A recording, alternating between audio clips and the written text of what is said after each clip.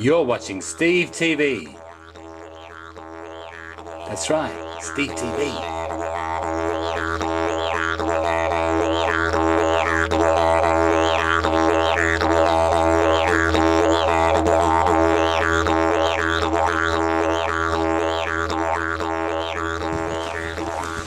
Okay, next stop, the Waterhole.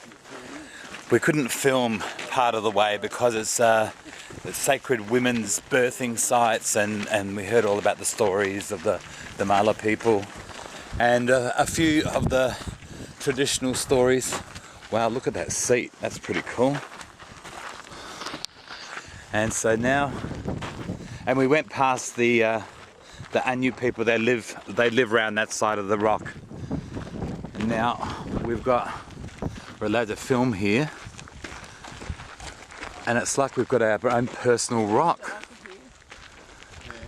There are, around the other side, there are little caves and all different formations in the rock. Like you can see there's caves here, but they're shapes, and they look like, there's one that looks like a man's head, and there's one that's shaped like a bell, and there's stories associated with them. When you see Ayers Rock from a distance, you don't realise the beauty that is here and how it goes in, the depth. I mean, who would know that this is here? So now you know. You're watching Steve TV at Uluru.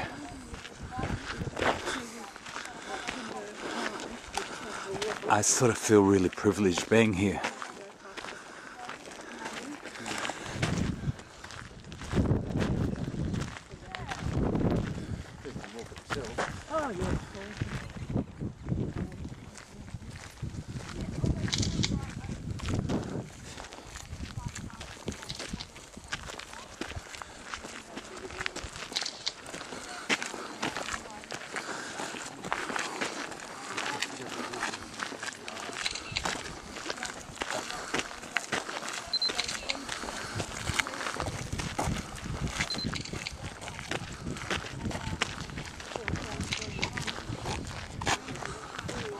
It's absolutely huge.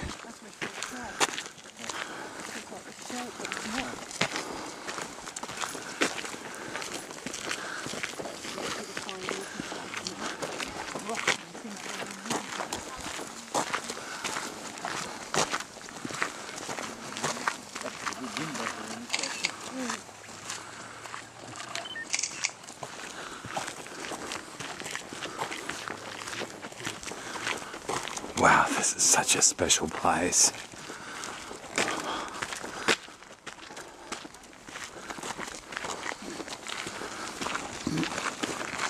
How are these boulders?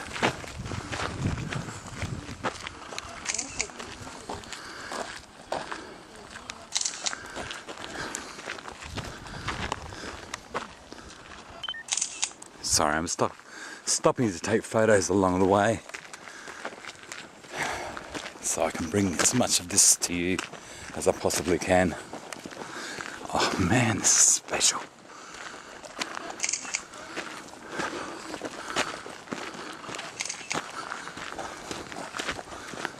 Wow.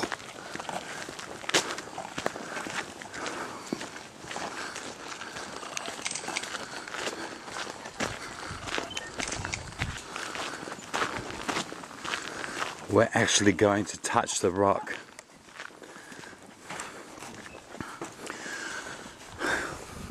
I'd like to ask the Anu gods if we can touch the rock. Maybe. It's going to run. Do you ever take a photo? Wow. Touching the rock. That's all right.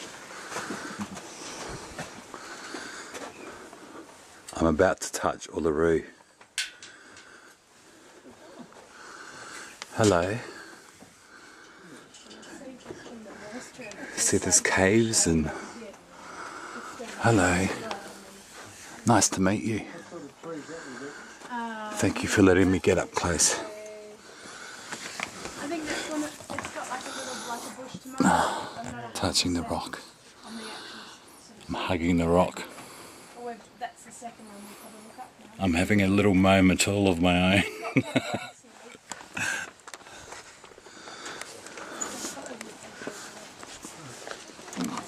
It could be. Oh, no. I think that could be a. It's like an olive, isn't it? Yeah. Bush tomato, you say? Well, possibly. Don't quote me on it. I'm going to look it up. Could be though. poison for all we know. Yeah. It's like it's almost like a fig tree. Yeah, I just said I should get it all in, but its leaves are different. It could be a fig plant, actually. We will. Okay,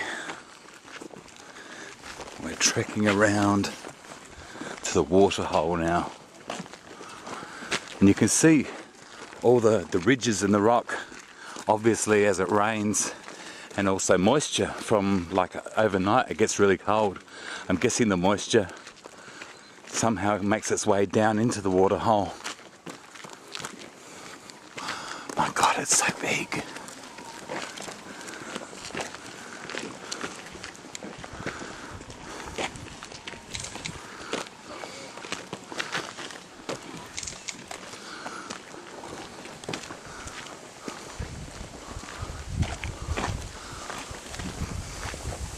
And this is like not even, I mean, it's 6 kilometres around. This is only one tiny little corner. From the Bloodwood. This here is the Bloodwood tree, so that's that red sap that we were talking about. And they make glue out of it, and This one has medicinal purposes, so that actually rub it over and around a wound, and it'd help to heal Wow. the wound, antiseptic properties, and also they'd heat it and mix it with a little bit of water and rub it around a toothache as well. so this black is not burn? Or is that natural? It's like a bacteria that that creates that sort of blackened sort of in the bark there, Wow. like an organism, I guess. So that is the sap of the bloodwood. It's very red. That's what we burnt in the bush in the campfire this morning. Yeah. Smells beautiful. Look at the birds.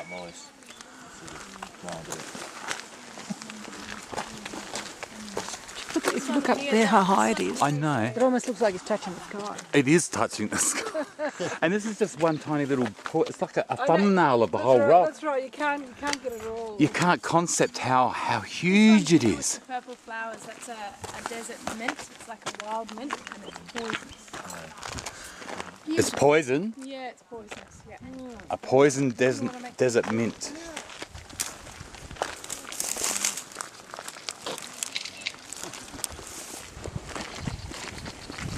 I can hear a Willy Wagtail.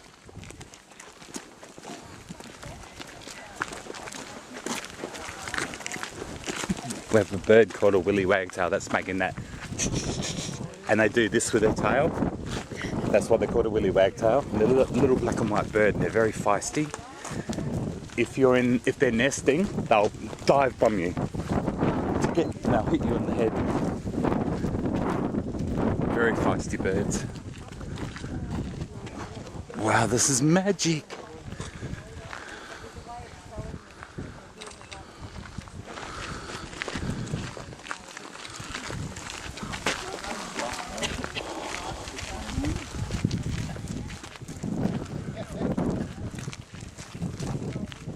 I feel like I'm being a total media pig, but this is my one opportunity to experience this and bring it to you. So I don't want to miss a thing.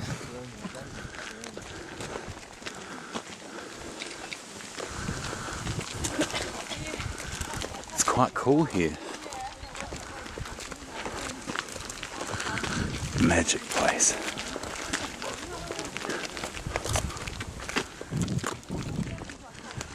Look at that tree growing right up there in that crevice.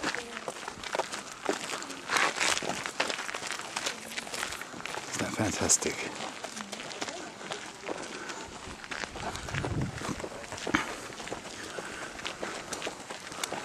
Wow.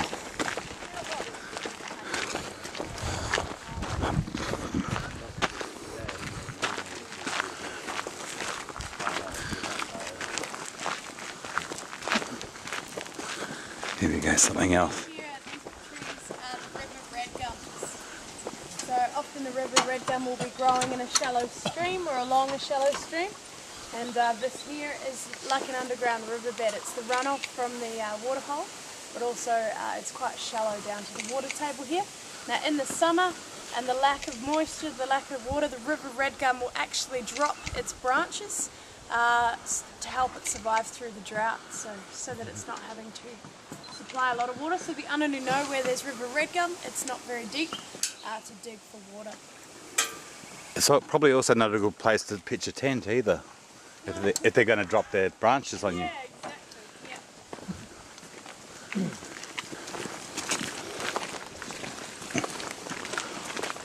Yeah. I mean, this is like some sort of a bamboo here. Plant life is changing dramatically.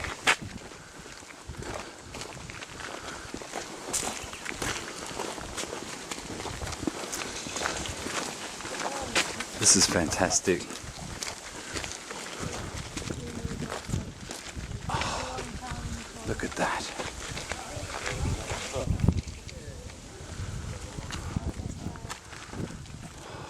Man, that is just awesome.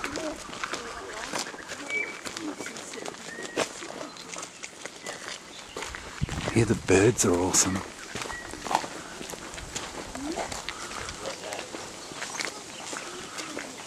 Oh, look at these little budgies flying overhead. Little green budgerigars. Wild ones, not ones that come out of the pet shop.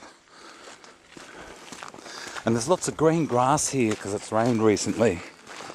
And there's water from the waterhole.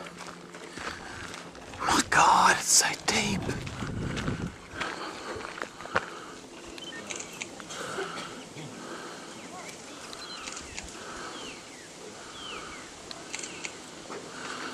This is incredible. Oh my God.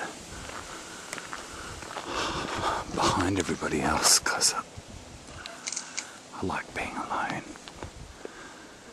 Alone with the rock. You're watching Steve TV. This is awesome.